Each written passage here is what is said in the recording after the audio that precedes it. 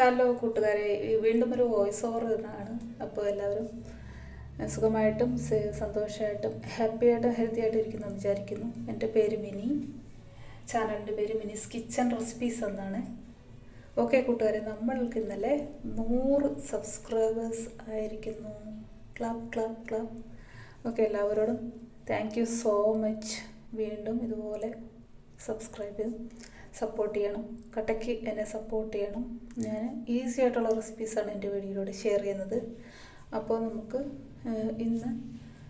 ഞാനൊരു ഉള്ളിവടയുടെ റെസിപ്പി ആയിട്ടാണ് വന്നേക്കുന്നത്. ഒരിക്കൽ കൂടി എല്ലാവർക്കും നന്ദി പറയുകയാണ്.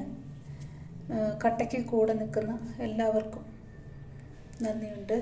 അപ്പോൾ എന്തെങ്കിലും പാളിച്ചകളോ കാര്യങ്ങളോ ഒക്കെ ഉണ്ടെങ്കിൽ ക്ഷമിക്കുക. എന്തെങ്കിലും കാര്യങ്ങളുണ്ടെങ്കിൽ ഒന്ന് നിങ്ങൾ കമൻ്റായിട്ട് രേഖപ്പെടുത്തണം. ഓക്കെ അല്ലേ കൂട്ടുകാരെ? അപ്പോൾ നമുക്ക് ഉള്ളിവടയുടെ റെസിപ്പിയിലോട്ട് പോകാം. നമ്മൾ കാണുമ്പോൾ തന്നെ കണ്ടില്ലേ, നല്ല ടേസ്റ്റി ആയിട്ടുള്ള സൂപ്പറായിട്ടുള്ള ക്രിസ്പി ആയിട്ടുള്ള ഉള്ളിവടയുടെ റെസിപ്പിയാണ് നമ്മളിന്ന് നോക്കാൻ പോകുന്നത്. കാണുമ്പോൾ തന്നെ വെള്ളം ഊറും. നമുക്കതിനാവശ്യമുള്ളത് 2 സവാളയാണ് എടുത്തിരിക്കുന്നത്. അതിനാവശ്യമായിട്ട് കുറച്ച് ഇഞ്ചി, പച്ചമുളക്, കറിവേപ്പില. അതിനാവശ്യമായിട്ടുള്ള നമ്മൾ മസാലയാണ് എടുത്തേക്കുന്നത്. 2 ടീസ്പൂൺ മൈദ, 2 ടീസ്പൂൺ കടലമാവ്, ഓക്കെ, 1 സ്പൂൺ മുളക് പൊടി, എരിവുള്ളത്, എരിവില്ലാത്തത് 1/2 സ്പൂൺ കളറിന് വേണ്ടിയിട്ട് മാത്രം. പിന്നെ അതിലേക്ക് ഗരം മസാല കൂടെ ചേർത്തിട്ട് നമ്മൾ എടുത്തു വയ്ക്കണം മസാല.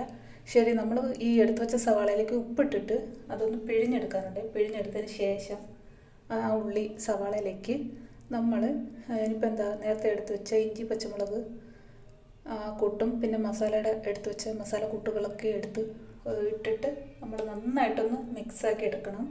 എടുത്തിട്ട് നമ്മളൊക്കെ ഏത് ഡിസൈനാണോ, ഏത് ഷേപ്പാണോ വേണ്ടത് ആ ഷേപ്പിലൊക്കെ ആക്കുക.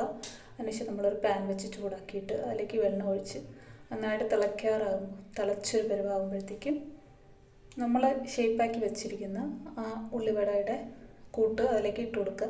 എന്നിട്ട് നന്നായിട്ട് മുരിച്ച് വറുത്തെടുക്കുക. കണ്ടില്ലേ, നമുക്ക് സോസും കൂട്ടി